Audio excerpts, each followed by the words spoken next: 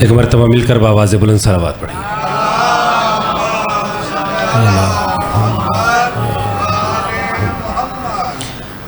اپنے جملہ مرحومین و مرحومات خصوصاً بانیان مجلس قبلہ سید اختر نقی نقوی صاحب کے جملہ مرحومین و مرحومات، متولی امام بارگاہ قبلہ سید عارف اختر کاظمی صاحب کے جملہ مرحومین و مرحومات، اور اپنے تمام جملہ مرحومین و مرحومات کی درجات کی بلندی کے لیے سورہ فاتحہ کی تلاوت فرمائیے۔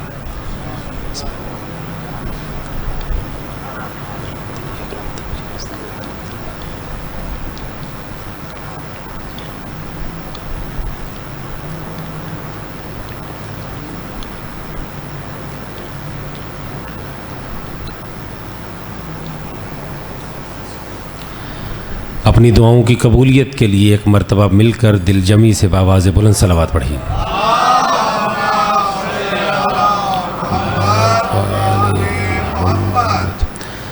توجہ ہے تو گفتگو شروع کی جائے۔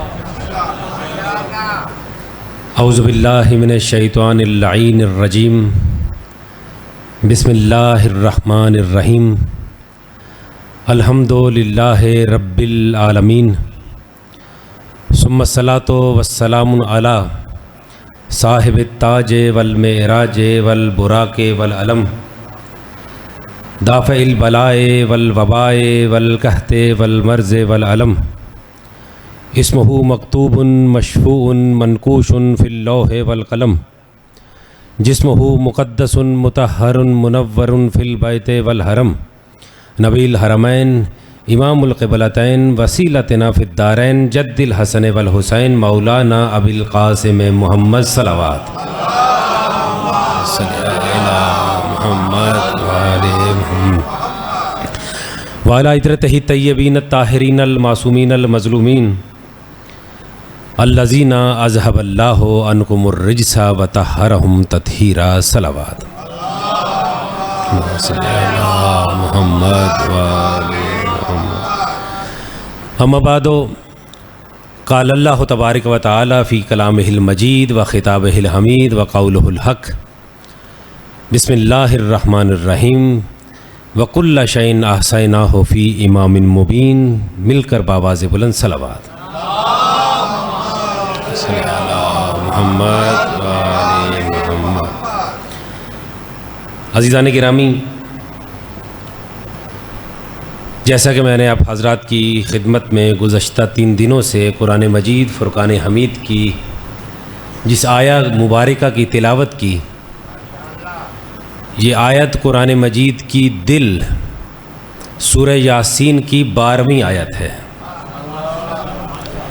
یعنی جو سورہ قرآن کا دل ہے اسے سورہ یاسین کہتے ہیں، اور اس سورہ کا دل جو آیت ہے اسے 12ویں آیت کہتے ہیں، کہ جس میں اللہ رب العزت ارشاد فرما رہا ہے کہ وَكُلَّ شَيْءٍ أَحْصَيْنَاهُ فِي إِمَامٍ مُبِينٍ، کہ ہم نے ہر شے کا اختیار، ہر شے کا علم امام مبین میں رکھ دیا ہے۔ میں نے آپ حضرات کی خدمت میں عرض کیا کہ اللہ رب العزت نے جہاں پر میرے مولا امیر المومنین کو اپنی صفات کا مظہر بنایا، ان صفات میں سے یہ صرف ایک صفت ہے کہ جس پر ہم نے 3 دن گفتگو کی، وہ کیا ہے؟ سلطان النصیرہ، یعنی اللہ کی نصرت کا مظہر اگر کوئی ہستی ہے تو اسے ذات علی ابن ابی طالب کہتے ہیں۔ یاد رکھیے، میں نے عرض کیا کہ امیر المومنین نے خود ارشاد فرمایا کہ دنیا کے ہر دین میں، دنیا کے ہر دین کے رہبر نے، رہنما نے، پیشوا نے بوقت مدد مجھ علی ابن ابی طالب کو پکارا ہے۔ مولا نے فرمایا کہ ہر قوم میں میرا نام الگ ہے، ہر ملک میں میرا نام الگ ہے، ہر زبان میں میرا نام تو الگ ہو سکتا ہے، مگر میری شخصیت ہر مذہب کے اندر ایک ہے۔ پھر مولا نے کیا فرمایا کہ انا ایلیا الانجیل، کہ اہل انجیل مجھے ایلیا کہتے ہیں، اہل تورات مجھے تاب کہتے ہیں، اہل زبور مجھے آریہ کہتے ہیں، اور اہل قرآن مجھے علی کہتے ہیں۔ یاد رکھیے کہ اس قرآن مجید کے اندر میرے اللہ رب العزت نے امیر المومنین کا 12 مرتبہ ذکر کیا ہے۔ آپ کہیں گے کیا قرآن کے اندر امیر المومنین کا نام موجود ہے؟ یاد رکھیے کہ میرے مولا نے فرمایا نا کہ ہر زبان میں، ہر قوم میں، ہر ملک میں میرا نام الگ ہے، مگر میری ذات ایک ہے۔ اسی طرح اللہ رب العزت نے امیر المومنین کو مختلف مقامات پر مختلف القاب سے فرمایا ہے۔ جس طرح اللہ نے اپنی ذات کے لیے کبھی اپنے آپ کو رحمان کہا ہے، کبھی رحیم کہا ہے، کبھی جبار کہا ہے، کبھی قہار کہا ہے، اسی طرح اپنے رسول کو کبھی طٰہٰ کہا ہے، کبھی یاسین کہا ہے، کبھی مدمل کہا ہے، کبھی مدثر کہا ہے۔ اسی طرح علی ابن ابی طالب کی ذات کو بھی مختلف القاب سے خطاب کیا ہے۔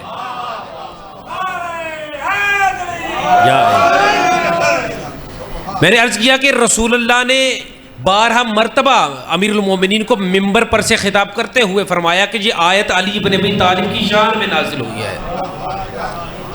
یہی آیت جو میں نے آپ کی خدمت میں عرض کی کہ وَكُلَّ شَيْءٍ أَحْصَيْنَاهُ فِي إِمَامٍ مُبِينٍ، کہ ہم نے ہر شے کا علم امام مبین میں رکھ دیا ہے۔ اور یہ بات یاد رکھیے قبلہ کاظمی صاحب، آپ جانتے ہیں کہ رسول اللہ نے اپنی 23 سالہ نبوت کے عرصے میں تاریخ یہ بتاتی ہے کہ جتنی بھی آیتیں پیغمبر پر نازل ہوئیں، جتنی بھی آیتوں کی پیغمبر نے تفسیر بیان کی، پیغمبر ممبر پر سے اس وقت تک نہیں اترے جب تک کہ علی کی فضیلت کو بیان نہیں کر دیا۔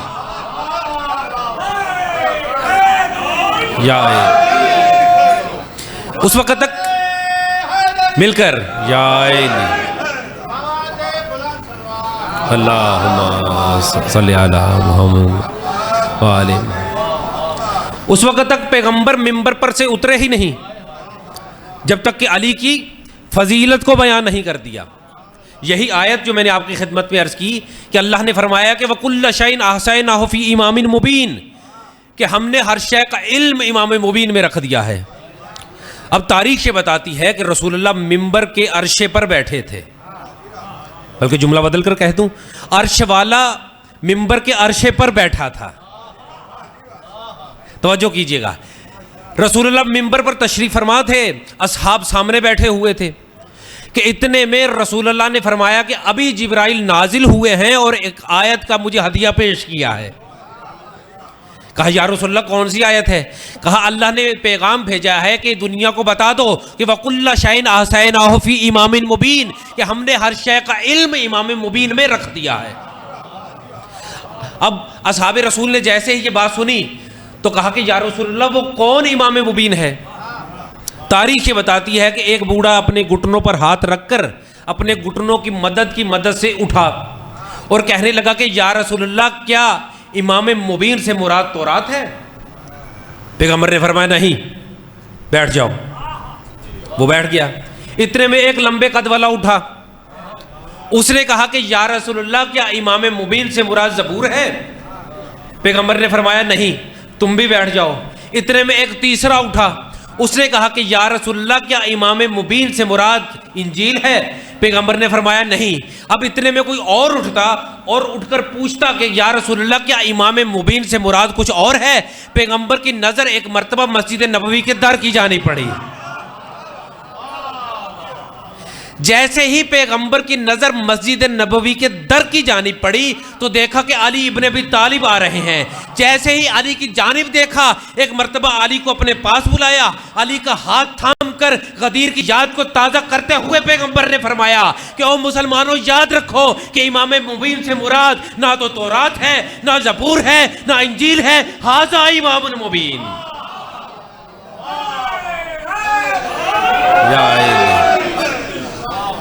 علی ابن ابی طالب کی ذات کا نام امام مبین ہے۔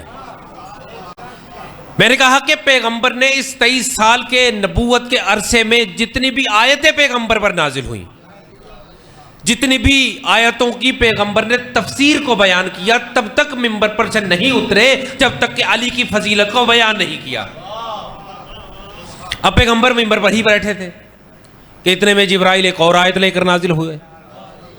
کہا کہ اللہ ارشاد فرماتا ہے کہ من جاء بالحسنۃ فلہ عشر امثالھا، کہ جو ایک نیکی لے کر آئے گا ہم اسے ایک نیکی کے بدلے میں 10 نیکیاں دے دیں گے۔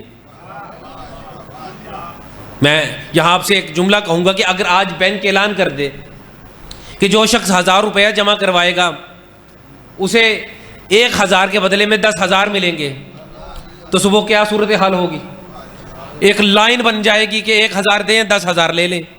اب اللہ ولایت علی کے ماننے والوں کو تحفہ دے رہا ہے، اور یاد رکھیے کہ جو عمل آپ انجام دیتے ہیں اگر کوئی ولایت امیر المومنین کا ماننے والا ہے تو روز قیامت خداوند عالم اس کے ایک عمل کو 10 سے تقسیم کر کے اسے 10 گنا ثواب عطا کر دے گا۔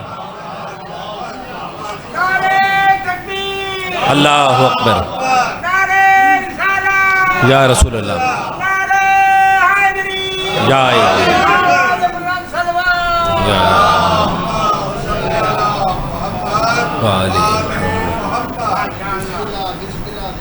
تو میں نے آپ کی خدمت میں عرض کیا کہ رسول اللہ کو اللہ رب العزت نے آیت نازل کر کے بتایا کہ وَكُلَّ شَيْءٍ أَحْصَيْنَاهُ فِي إِمَامٍ مُبِينٍ، کہ ہم نے ہر شے کا علم امام مبین کو دیا۔ پھر ایک اور موقع پر جب آیت نازل ہوئی کہ من جاء بالحسنۃ فلہ عشر امثالها، کہ جو ایک نیکی لے کر آئے گا ہم اسے ایک نیکی کے بدلے میں 10 گنا ثواب عطا کر دیں گے۔ اب اتنے میں ایک اور شخص اٹھا، اس نے پوچھ لیا کہ یا رسول اللہ اس حسنہ سے کیا مراد ہے؟ جو خاموش ہیں اور ادھر ادھر دیکھ رہے ہیں وہ فضائل علی سن کے تھک تو نہیں گئے؟ اگر تھک گئے ہیں تو مجھے بتا دیں کہ 3 دن سے آپ فضائل امیر المومنین سن سن کے تھک گئے ہیں، لہذا موضوع بدل دیں۔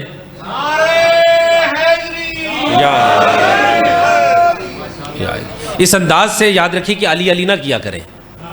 جب بھی امیر المومنین کا نام آئے تو اس انداز سے نام لے کہ آپ کے خون کے اندر جوش مارتا ہوا آپ کے چہروں پر نور آ جائے، پتہ چلے کہ یہ نام علی لے کر خوش ہو رہا ہے۔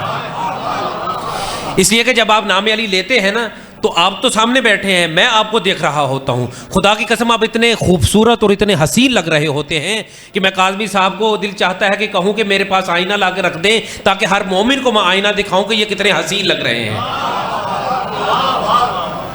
چلیے چلتا چلتا ایک اور جملہ کہہ دوں کہ آپ ذکر علی کرتے ہوئے اتنے خوبصورت لگ رہے ہیں، تو وہ رسول اللہ کے جس نے میرے مولا کے لیے ارشاد فرمایا تھا کہ الوجہ الی، کیا علی کے چہرے کی طرف دیکھنا، النظر الی وجہ علی عبادہ، کہ علی کے چہرے کی جانب دیکھنا عبادت ہے۔ اب آپ جب ذکر علی کرتے ہیں تو آپ اتنے حسین لگتے ہیں، جب علی کا چہرہ دیکھنا عبادت ہے، خدا جانے علی آئینے میں اپنا ہی چہرہ دیکھ کر کیسے عبادت کرتے ہوں گے۔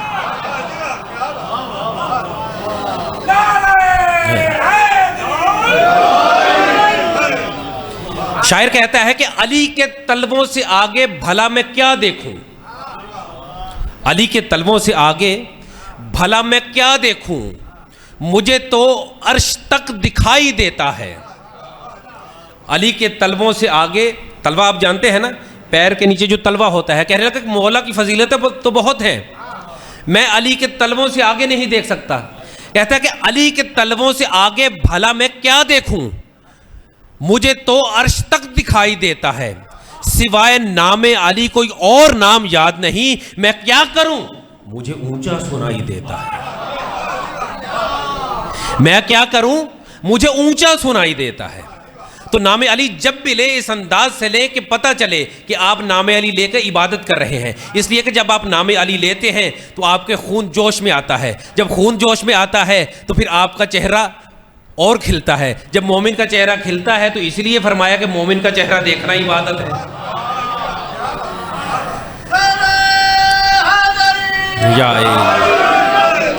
تو میں نے عرض کیا کہ رسول اللہ پر یہ آیت اللہ نے نازل کی کہ من جاء بالحسنۃ فلہ عشر امثالہا، کہ جو ایک نیکی لے کر آئے گا اسے 10 نیکیاں عطا ہوں گی۔ اور یاد رکھیے کہ اس آیت کے ذیل میں جو روایت بیان کی ہے وہ کسی شیعہ عالم نے تو بیان کی ہے، لیکن سنی اہل سنت کے عالم نے بھی بیان کی ہے۔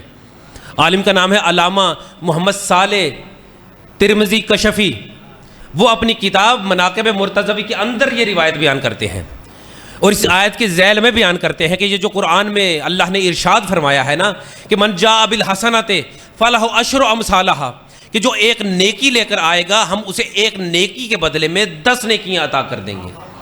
فرمایا کہ جب رسول اللہ سے پوچھا گیا کہ یا رسول اللہ یہ کون سا حسنہ ہے کہ جسے انجام دیا جائے تو اللہ رب العزت اس ایک حسنہ کے بدلے میں، اس ایک نیکی کے بدلے میں 10 نیکیاں عطا فرمائے گا، تو ایک مرتبہ رسول اللہ نے علی کی جانب دیکھا اور دیکھ کر ارشاد فرمایا کہ حب علی حسنہ، علی سے محبت کرنا کائنات کی سب سے بڑی نیکی ہے۔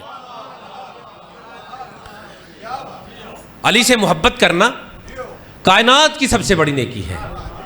اور چونکہ وقت بالکل مختصر ہے، قبلہ نے مجھے حکم دیا کہ آج ایک اور مقام پر بھی مجلس ہے، اس لیے بالکل وقت کو مختصر کر کے تیزی سے مطالب عرض کرنا چاہوں گا۔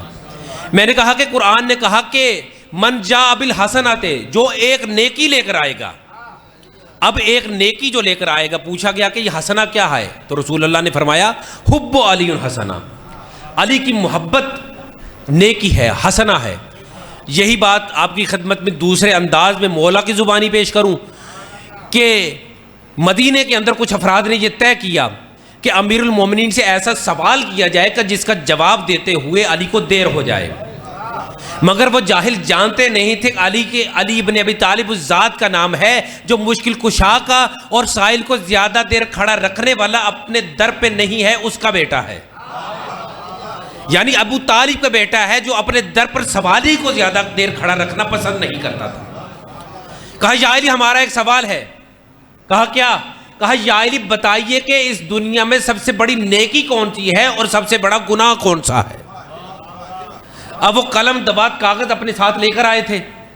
انہوں نے سوچا کہ قلم دوات کاغذ علی کو دیں گے، علی لکھنا شروع کر دیں گے کہ نماز پڑھنا نیکی ہے، روزہ رکھنا نیکی ہے، حج کرنا نیکی ہے، خمس و زکوٰۃ دینا نیکی ہے۔ جب گناہوں کی فہرست آئے گی تو مولا کہنا شروع کر دیں گے کہ زنا کرنا گناہ ہے، شراب پینا گناہ ہے، جھوٹ بولنا گناہ ہے، منافق بننا گناہ ہے۔ یعنی علی ایک لمبی فہرست بنانی شروع کر دیں گے۔ علی کی نماز کا وقت نکل جائے گا، علی کی نماز قضا ہو جائے گی۔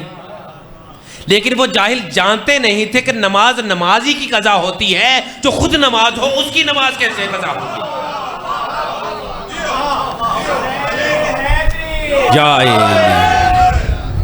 میں نے کہا کہ اس طرح سے نام علی لیا کرے کہ یہ جو شان حسین امام بارگاہ ہے نا، یہاں کا بامدر آپ کے نام کی گواہی دے اور آپ کے نام کو محفوظ کر لے کہ اس نے بھی علی علی کہا تھا، اس نے بھی علی علی کہا تھا، اس نے بھی علی علی کہا تھا۔ ایک مرتبہ مل کر نعرہ حیدری۔ تو میں نے عرض کیا کہ لوگوں نے جب پوچھا کہ یا علی کائنات کی سب سے بڑی نیکی کون سی ہے اور کائنات کا سب سے بڑا گناہ کون سا ہے، مولا نے قلم کاغذ دوات کو لپیٹا اور کہا کہ نیکیوں کی اتنی لمبی فہرست کہاں ہے، گناہوں کی اتنی لمبی فہرست کہاں ہے کہ جو علی تمہیں لکھ کے دے دے۔ یاد رکھو کہ اس کائنات میں ایک ہی نیکی ہے اور ایک ہی گناہ ہے۔ کہا یا علی وہ کون سی نیکی ہے اور کون سا گناہ ہے؟ فرمایا کہ کائنات میں سب سے بڑی نیکی مجھ علی سے محبت کرنا ہے اور سب سے بڑا گناہ مجھ علی سے بغض رکھنا ہے۔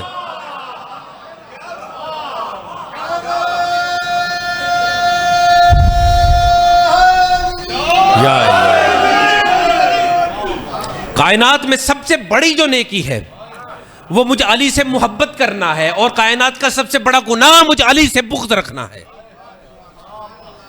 قرآن کی آیت کیا کہہ رہی ہے کہ من جاء بالحسنات، جو نیکی لے کر آئے گا ہم اسے 10 گنا عطا کر دیں گے۔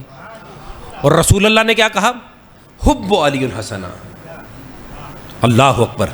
یہ حدیث جو پیش کرنے لگا ہوں یہ صرف شیعہ مکتب فکر نے حدیث نہیں پیش کی بلکہ اہل سنت نے بھی اسے پیش کیا ہے، اور میں حدیث پیش کرنے سے پہلے خود ہی لطف لے رہا ہوں کہ اس حدیث کو سن کر آپ کیا لطف لیں گے۔ رسول اللہ نے فرمایا کہ حب علی حسنہ لا یضر ماہ سیئا۔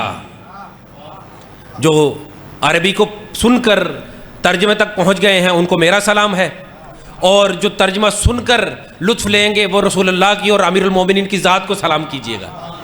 رسول اللہ نے فرمایا کہ حب علی حسنہ لا یضر ماہ سیئا، کہ علی کی محبت ایسی نیکی ہے کہ اس کے ساتھ کوئی بھی گناہ نقصان نہیں دیتا۔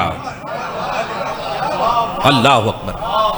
پھر فرمایا کہ بغض علی سیئا، کہ علی کا بغض گناہ ہے۔ کیسا گناہ ہے؟ لا ینفع ما حسنا، علی کا بغض ایسا گناہ ہے کہ جس کے ساتھ کوئی بھی نیکی فائدہ نہیں دیتی۔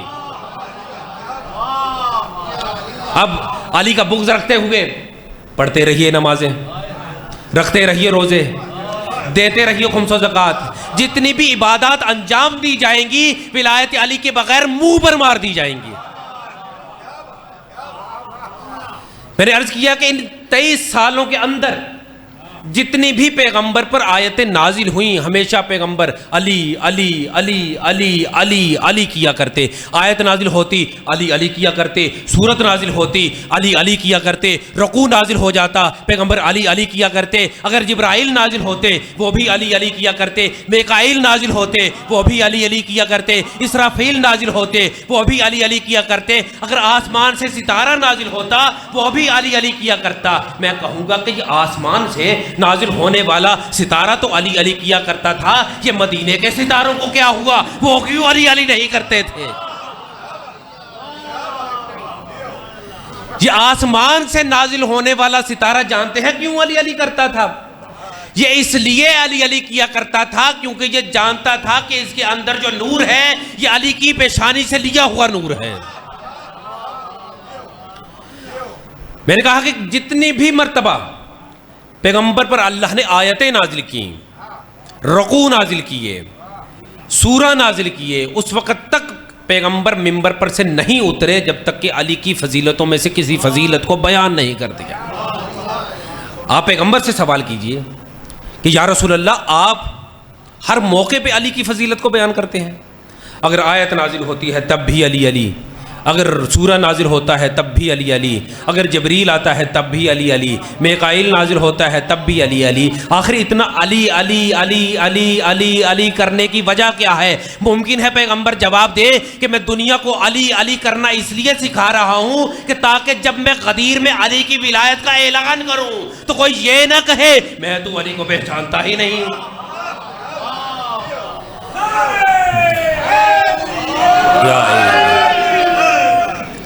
میں نے کہا کہ ہر موقع پر ہر نبی نے ذات علی کو پکارا، اس لیے کہ علی ابن ابی طالب کی ذات کو اللہ نے اپنی نصرت کا مظہر بنا کے بھیجا ہے۔ وقت نہیں ہے وگرنہ میں تفصیل سے بتاتا کہ پیغمبر نے تو ہزاروں مرتبہ امیر المومنین کی ذات کو مدد کے لیے طلب کیا۔ صرف ایک منظر کو وہ بھی مختصر کر کے آپ کی خدمت میں پیش کروں گا۔ آپ جانتے ہیں کہ چاہے وہ دعوت ذو العشیرہ ہو وہاں مدد کرنے والے علی ابن ابی طالب، اگر وہ میدان بدر ہے اس میں مدد کرنے والے علی ابن ابی طالب، اگر جنگ احد ہے اس میں مدد کرنے والے علی ابن ابی طالب، اگر وہ میدان خندق ہے اس میں بھی ابی طالب، اگر دیکھتے ہیں کہ اگر میدان خیبر بھی آتا ہے اس میں بھی نصرت پیغمبر کرنے والے علی ابن ابی طالب ہیں۔ اب تاریخ یہ بتاتی ہے مل کر یا علی، تاریخ یہ بتاتی ہے کہ جب خیبر کا میدان آیا، آپ جانتے ہیں کہ خیبر میں امیر المومنین موجود نہیں تھے بلکہ رسول اللہ امیر المومنین کو مدینے چھوڑ گئے تھے۔ کیوں؟ تاریخ بتاتی ہے کہ مولا کی آنکھوں میں آشوب تھا۔ اب جب خیبر کا میدان آیا تو تمام اصحاب مہاجرین، تمام مجاہدین جاتے بڑی جرت سے، بڑی دلیری سے، بڑی ہمت سے لڑتے، جتنی سلامتی سے جاتے تھے اسی سلامتی سے واپس بھی آ جاتے تھے۔ جملہ بدل کر کہوں، جاتے جھنڈا لے کر تھے، آتے ڈنڈا لے کر تھے۔ جھنڈا لے کر جاتے تھے لیکن اس کا پرچم رہتا نہیں تھا، ویسے لے کر واپس آ جاتے تھے۔ ادھر سے شام کی فوج بھی آ رہی تھی۔ خیبر والوں نے کہا کہ 39 دن گزر چکے ہیں، ابھی ایک دن اور رہ گیا، دیکھ لیں گے تم کیا کرتے ہو۔ اب مسلمانوں نے سب کے سب قلعے تو فتح کر لیے لیکن جو سب سے بڑا قلعہ تھا کہ جسے قلعہ کموز کہا جاتا ہے وہ فتح نہیں ہو رہا تھا۔ اصحاب رسول بڑی ہمت سے جاتے، بڑی دلیری سے جاتے، مگر اسی سلامتی اور خیریت سے واپس بھی آ جاتے۔ اب جب 39 روز گزر گئے، ادھر سے اصحاب رسول مجاہدین واپس آ رہے تھے اور ادھر سے شام کی فوج اور زیادہ آ رہی تھی۔ اب رسول اللہ نے جب یہ منظر دیکھا کہ 39 دن گزر چکے ہیں تو ایک مرتبہ رسول اللہ نے خدا کی بارگاہ میں مصلی بچھا دیا۔ جیسے کوئی جرنیل اپنے فیلڈ مارشل سے بات کرتا ہے نا، اس طرح سے رسول اللہ نے مصلی بچھا کر دعا کی کہ بار الہ تیرے دین پر مشکل ہے۔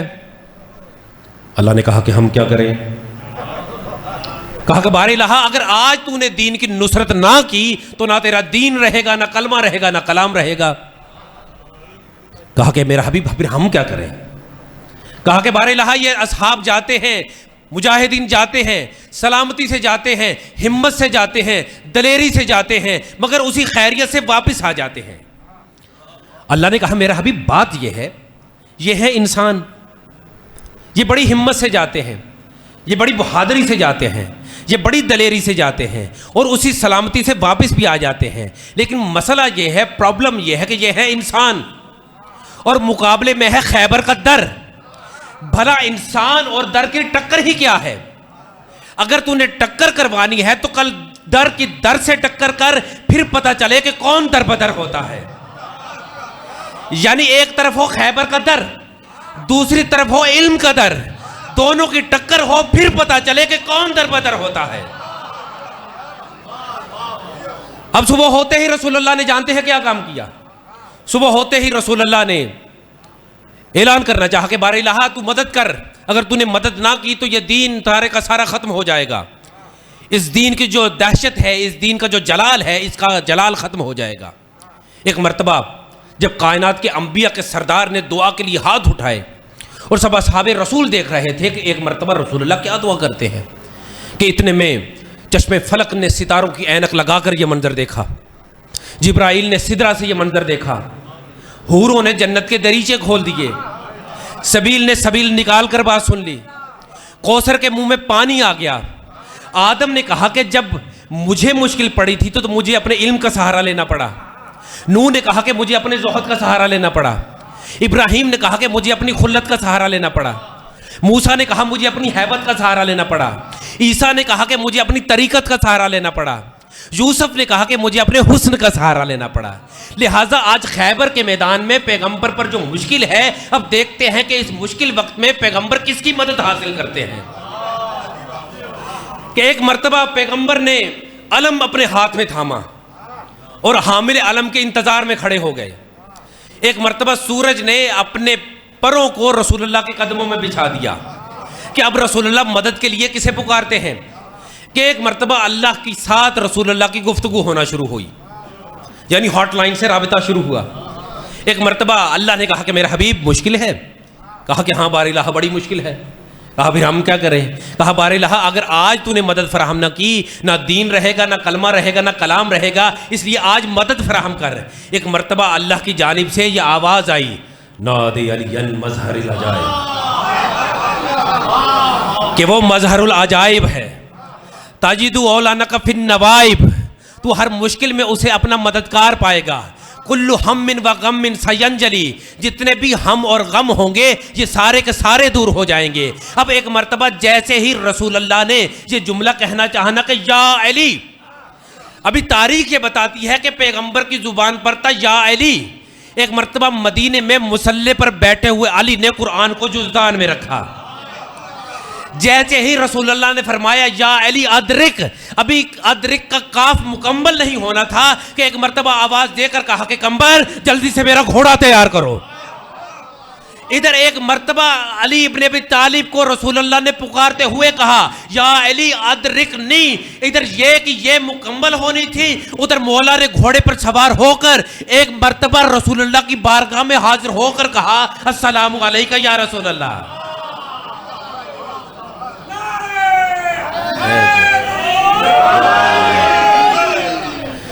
السلام علیکہ یا رسول اللہ۔ رسول اللہ نے ارشاد فرمایا وعلیکہ السلام یا ولی اللہ، کیا اللہ کے ولی آپ پر بھی میرا سلام ہو۔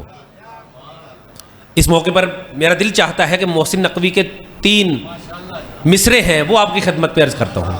وہ کہنے لگے کہ جب رسول اللہ نے امیر المومنین کو بلوایا نا تو کس انداز سے بلایا؟ صرف 3 مصرے ہیں۔ وہ کہتے ہیں کہ مولا امیر المومنین کو رسول اللہ نے اس انداز سے بلایا گویا کہ انہوں نے کہا کہ پھر کھینچ تناب دھرتی کی، یعنی مولا کو کس انداز سے رسول اللہ نے بلوایا؟ کہا کہ پھر کھینچ تناب دھرتی کی، پھر آج نئے انداز سے آ، کونین کی نبضیں تھم جائیں، اس طور سے آ، اس ناز سے آ، خیبر سے مدینہ دور سے ہی، طاقت سے نہیں پرواز سے آ۔ ایک مرتبہ مل کر یا علی۔ جیسے ہی امیر المومنین رسول اللہ کی بارگاہ میں حاضر ہوئے، کہا کہ یا علی میرے قریب آئیے، کہا کہ یا علی میرے قریب آئیے۔ امیر المومنین رسول اللہ کے قریب آئے، کہا کہ یا علی اور ہمارے قریب آؤ۔ علی اور قریب آ گئے، کہا کہ یا علی کیا معاملہ ہے؟ کہا کہ یا رسول اللہ بات یہ ہے کہ میری آنکھوں میں آشوب ہے۔ رسول اللہ نے فضا کے اندر دیکھ کر کہا کہ اچھا تمہاری آنکھوں میں آشوب ہے، اسی لیے یہ وقت بڑا پورا آشوب ہے۔ کہا کہ یا علی ہمارے قریب آؤ۔ علی اور قریب آئے، کہا یا علی اور ہمارے قریب آؤ۔ علی قریب آئے، کہا کہ یا علی ہمیں اپنی آنکھیں دکھاؤ۔ ایک مرتبہ علی نے اپنی آنکھوں پر ہاتھ رکھ لیے، کہا یا علی ہم آپ کو کہہ رہے ہیں کہ ہمیں آنکھیں دکھائیں، آپ دکھا نہیں رہے، کیوں نہیں دکھا رہے؟ کہا اس لیے نہیں دکھا رہے کہ آج اس مشکل کے وقت میں اگر میں نے آپ کو آنکھیں دکھا دی تو قیامت تک دشمن یہی کہتا رہے گا کہ مشکل کے وقت علی نے رسول کو آنکھیں دکھا دی۔ تو میں نے عرض کیا کہ ہر نبی کی نصرت کرنے والی ذات، مدد کرنے والی ذات سلطان النصیرہ، کہ جسے اللہ نے اپنی مدد کا مظہر بنا کر بھیجا، اسے ذات علی ابن ابی طالب کہتے ہیں۔ بس عزیزان گرامی، چونکہ وقت بالکل محدود ہے، دو جملے مصائب کے سن لیں، آنسوں کی بھی اہل بیت سے خود مانگتے رہیے گا۔ یاد رکھیے کہ میری حیثیت ایک طالب علم کی سی ہے، عالم دین کی سی ہے۔ علماء نے عالم کے کچھ معیارات، کچھ شرائط مقرر کی ہیں۔ کہتے ہیں کہ جب ایک خطیب خطابت کے لیے ممبر پر آئے تو اسے ان شرائط کا، ان اصولوں کی پاسداری کرنی چاہیے۔ مثلاً کیا؟ وہ کہتے ہیں کہ خطیب کو ویل ڈریس ہونا چاہیے، یعنی اس نے عبا قبا امامہ پہنا ہو، یا اس نے جناب کیپ اور شیروانی پہنی ہو۔ کیوں؟ اس لیے کہ اگر خطیب نے یہ لباس نہ پہنا ہوا ہو تو وہ خطابت نہیں کر سکتا۔ اسی طرح خطابت کے اصولوں میں سے دوسرا جو اصول انہوں نے وضع کیا ہے وہ یہ ہے کہ خطیب کے پاس پانی موجود ہونا چاہیے۔ کیوں؟ اس لیے کہ خطابت کرتے ہوئے خطیب کا گلا خشک ہو جاتا ہے۔ اگر گلا تر ہوگا تو وہ آسانی سے خطابت کر سکے گا اور مطالب کو پہنچا سکے گا۔ اسی طرح خطیب کے ہاتھ کھلے ہونے چاہیے تاکہ وہ باتیں جو وہ زبان سے نہیں کہہ سکتا وہ اپنے ہاتھوں کے ذریعے سے اپنے پیغام کو پہنچا سکے۔ اسی طرح خطیب کا گلا کھلا ہونا چاہیے، اس کے گلے میں توق نہیں ہونا چاہیے۔ بس مصائب تک کہاں پہنچ گئے؟ خطیب کے گلے میں توق نہیں ہونا چاہیے تاکہ وہ سر اٹھا کر بات کر سکے۔ عزیزارو، آپ جانتے ہیں کہ جب کسی کے گھر میں وفات ہو چکی ہو نا تو آپ دیکھتے ہیں کہ کچھ افراد ایسے ہوتے ہیں کہ جن کا رو رو کر گلا خشک ہو چکا ہوتا ہے، گلا بیٹھ چکا ہوتا ہے۔ اگر ان سے پوچھا جائے نا کہ آپ کا گلا کیوں خشک ہے، کیوں آپ کا گلا خراب ہے، تو وہ جانتے ہیں کیا کہتے ہیں؟ کہتے ہیں کہ اس میت کا یہ بہت زیادہ عزیز ہے، رو رو کر اس کا گلا اتنا زخمی ہو چکا ہے کہ اب یہ بول نہیں سکتا۔ مجھے بتائیے کہ وہ میرا امام زین العابدین کہ جو کربلا سے لے کر کوفہ تک، کوفہ سے لے کر شام تک اور شام سے کربلا تک خون کے آنسو بہاتا رہا، اس کی عزاداری کا عالم کیا ہوگا؟ اجرکم اللہ۔ عزادارو، یاد رکھیے کہ جتنے بھی آپ کے امام ہیں ہر ایک کا روزہ ایک ہے، ہر ایک کی جائے شہادت ایک ہے۔ امام حسین کی جائے شہادت ایک ہے، جناب علی اکبر کا جائے مقام شہادت ایک ہے، جناب علی اصغر کا مقام شہادت ایک ہے، اسی طرح سے جناب اون و محمد کا مقام شہادت ایک ہے۔ لیکن عزادارو یاد رکھیے، امام سجاد وہ مظلوم امام ہے کہ جس کی شہادت کا مقام ایک نہیں ہے، بلکہ یہ وہ مظلوم امام ہے کہ جسے کربلا سے لے کر کوفہ تک، کوفہ سے لے کر شام تک، شام سے لے کر مدینے تک اسے مارا جاتا رہا۔ اللہ آپ کی آوازوں پر رحمت نازل کرے۔ جتنی حاجات لیے دل میں بیٹھے ہیں، اللہ رب العزت آپ کی حاجات کو قبول فرمائے۔ اور یاد رکھیے کہ جب بھی آل محمد کی مصیبت بیان ہونا تو گھٹ گھٹ کر نہ رویا کرے، اس لیے کہ جب ایک شخص میرے چھٹے امام کے پاس آیا نا اور وہ رو رہا تھا تو امام نے اسے کہا کہ اے میرے صحابی جابر، تو گریہ کیوں نہیں کر رہا؟ تو رو کیوں نہیں رہا؟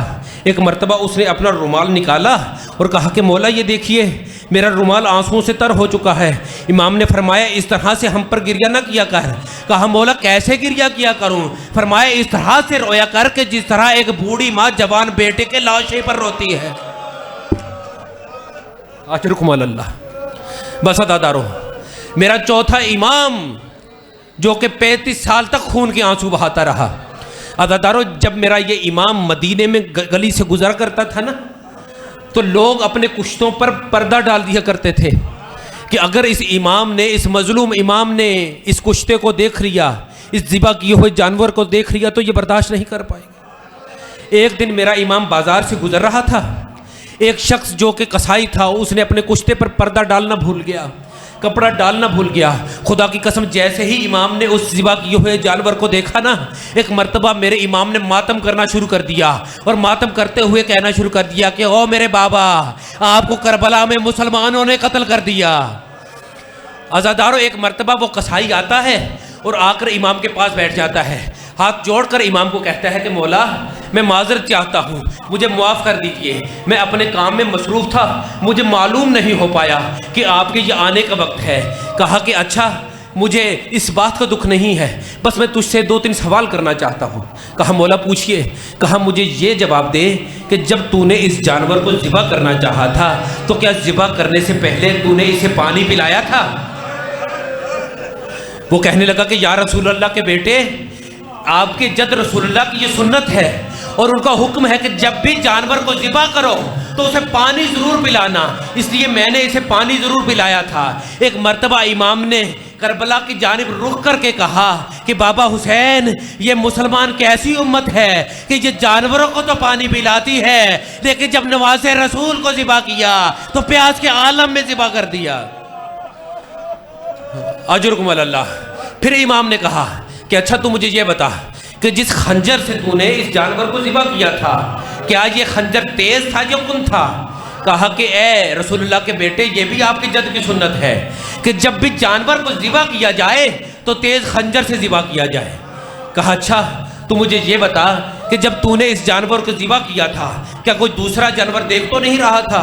کہا کہ نہیں مولا، کوئی نہیں دیکھ رہا تھا۔ ایک مرتبہ کربلا کی جانب امام نے پھر رخ کیا اور روتے ہوئے کہا کہ یہ مسلمان جب جانور کو ذبح کرتے ہیں اسے پانی بھی پلایا جاتا ہے، اسے تیز چاقو سے بھی ذبح کیا جاتا ہے، اسے تیز خنجر سے بھی ذبح کرتے ہیں اور کوئی جانور بھی نہیں دیکھ رہے ہوتے۔ کہا کہ واہ میرے بابا حسین، جب آپ کو ذبح کیا گیا تو آپ کو پیاس کے عالم میں ذبح کیا گیا، آپ کو خود خنجر سے ذبح کیا گیا، اور جب آپ کو ذبح کیا جا رہا تھا تو آپ کی بہن آپ کو 72 قدموں پہ کھڑی دیکھ رہی تھی۔ الا لعنۃ اللہ علی القوم الظالمین وسیعلم الذین ظلموا ای منقلب ینقلبون۔ بار الہ تجھے محمد و آل محمد کی غربت کا واسطہ ہے، تجھے امام سجاد کے سجدوں کا واسطہ ہے، امام زین العابدین کی عبادت کا واسطہ ہے، بار الہ تجھے محمد و آل محمد کی عصمت و طہارت کا واسطہ ہے۔ جتنے بھی عزادار یہاں پر تشریف فرما ہیں، بار الہ تجھے محمد و آل محمد کا واسطہ، ان کے مال و جان، عزت و آبرو کی حفاظت فرما۔ بار الہ تجھے محمد و آل محمد کا واسطہ ہے، ان کے جتنے بھی عزیز و اقارب، جتنے بھی عزادار دنیا سے چلے گئے ہیں، بار الہ انہیں محمد و آل محمد کے جوار میں مقام اور اعلیٰ علیین میں اعلیٰ مقام نصیب فرما۔ جتنے بھی عزادار بے روزگار ہیں، خدا بند عالم ان کو بہترین روزگار عطا فرما۔ جتنے بھی امتحان میں نوجوان یہاں بیٹھے ہیں جنہوں نے امتحانات دیے ہیں، ان کو بہترین نتیجے دیکھنے کی توفیق عطا فرما۔ بار الہ ان کے علم میں اضافہ فرما، بیماریوں سے شفا عطا فرما، بے اولادوں کو اولاد نرینہ صالح نیک اور ماتمی اولاد نصیب فرما۔ اپنی دعاؤں کی قبولیت کے لیے اور امام زمانہ کے ظہور کے لیے ایک مرتبہ مل کر باواز بلند صلوات پڑھیں۔